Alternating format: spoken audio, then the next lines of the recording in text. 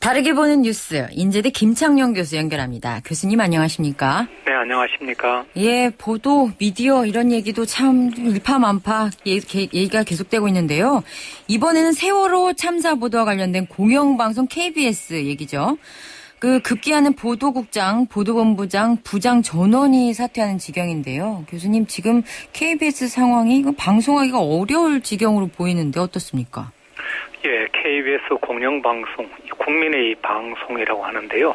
방송사가 이렇게 어떻게 보면 큰 위기를 맞고 있는데 우리 국민들은 이 수신료를 내면서도 사태가 어떻게 돌아가는지를 잘 모르고 계시는 것 같아서 이 시간에 준비했는데요. 네네. 세월호 참사에 따른 KBS의 오보 또 왜곡 보도 이런 것이 네. 청와대가 개입해서 그렇다. 말하자면 권력이 공영방송 보도에 개입했다는 내용이 나왔는데 네. 그래서 보도본부장을 비롯해서 보도국장 18명의 부장 전원이 보직을 사퇴하는 이런 상황까지 왔고 예. 사장 한 사람만 지금 사퇴를 거부하고 있는데요. KBS를 비롯해서 주요 방송사에서 이런 내용을 제대로 다루지 않고 있어서 사실 일반인들은 어떻게 돌아가는지 잘 모르고 있는 실정이죠. 네, KBS 사장만 제외하고 주요 보직자 전원이 사임했다. 정확히 어떤 문제? 네, 최근에 KBS 기자총회에서 네. 보도국장직에서 얼마 전에 물러났던 KBS 김시공 국장의 정언이 있었는데요. 네. 여기서 김 국장이 사퇴하면서 이런 말을 했습니다. 나의 사퇴가 청와대의 뜻이다 하면서 KBS 김한영 사장이 눈물까지 흘리면서 말했다. 이런 얘기를 했고 네. 또 박정부 들어서서 KBS 보도에 이정영 홍보수석이 직접 개입했다. 이런 놀라운 증언까지 했는데요. 네. 청와대에서 KBS 보도에 그 외에도 사사건건 개입해서 공정보도를 사실상 불가능하겠다. 이런 내용인데 과연 이런 내용들이 사실이라면 우리 국민들 입장에서는 어떻게 청와대라는 공영방송에 권력이 개입할 수 있을까? 당연히 의문을 갖고 사실관계를 따져보지 않을 수 없는 사안입니다. 그렇죠. 아까 말씀하셨듯이 우리는 수신료까지 내고 있잖아요. 충분히 그렇죠. 그런 부분을 책임 있게 규명할 권리를 요구해야죠. 근데 세월호 보도와 관련해서 먼저 청와대가 어떻게 뉴스 제작에 관여했다고 주장한지요? 예, 구체적 내용은 이렇습니다. 이정현 홍보수석이 해경 비판을 자제하도록 요청했다. 아하. 그러니까 세월호 사건에서 이렇게 사실상 비판을 자제하도록 요청한 것이지 이게 압력으로 볼 것이냐 자제 요청으로 볼 것이냐는 이제 시각에 따라 다르겠죠. 그 외에도 이 박 대통령 해외 순방 때마다 몸살을 앓았다 이렇게 보도국장이 표현을 했는데 네? 여당의 모 의원이 반드시 전화를 해서 어떻게 보도하라 구체적 지시까지 있었다는 얘기인데요. 이것은 국민의 방송이 아니라 KBS가 청와대의 방송, 권력의 방송이었다는 그런 보도국장의 고백이다. 이렇게 보기 때문에 지금 KBS 내부에서는 파업 여부를 두고 지금 상당한 논란을 겪고 있는 상황입니다. 그렇군요. 그렇게 구체적인 지시까지 할 정도면 압력이라고 보는 게 무방할 것 같다는 주장들이 많은데요. 청와대가 KBS 보도에 사사건건 개입한 그런 주장들이 사실이라면 이거 명백하게 실정법 위반 아닙니까? 그렇죠.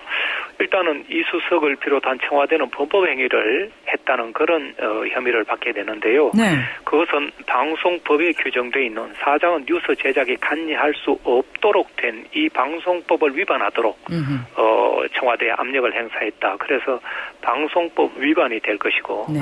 사장은 또 보도의 중립성을 해치는 어떤 외부 압력도 막아내야 하는데 오히려 권력의 개입을 자초했거나 또 그런 부탁을 그대로 수행했다면 이거는 실정법을 위반한 배임 행위가 됩니다. 네. 나아가서는 국민의 방송에 대한 기대를 배신으로 저버렸다. 이런 지적까지 받게 될 것이기 때문에 이 사안이 간단히 넘어갈 수 있는 그런 사안이 아니라고 봅니다. 예. 실정법 위반도 위반이지만 이런 식으로 KBS가 국민들에 대한 신뢰를 잃으면 장기적으로 KBS한테도 굉장히 안 좋은 거잖아요. 그렇죠. 그래서 지금 KBS 자성의 목소리가 나오고 있는데요. 네.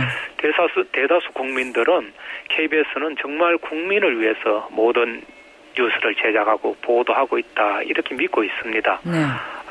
실제로 민감한 사안에 대해서 불공정 편파 보도가 이런 권력의 압력에 의해서 그런 일이 이루어졌다면 아마 많은 실망을 하게 될 것이고 이것은 전체 공영방송에 대한 불신으로 이어질 것입니다. 네. 왜냐하면 이 권력 감시 기능이라는 것이 KBS의 첫 번째 목표인데 민주주의 제4부로 불리는 언론의 역할을 포기했다는 것이 되고 그렇다면 공영방송에 존재감이 없고 이것은 민주주의 후퇴로 여겨지기 때문에 KBS야말로 공영방송으로서 방송의 독립, 중립 이런 것을 지켜주기를 온 국민은 기대하고 있는 것 아니겠습니까?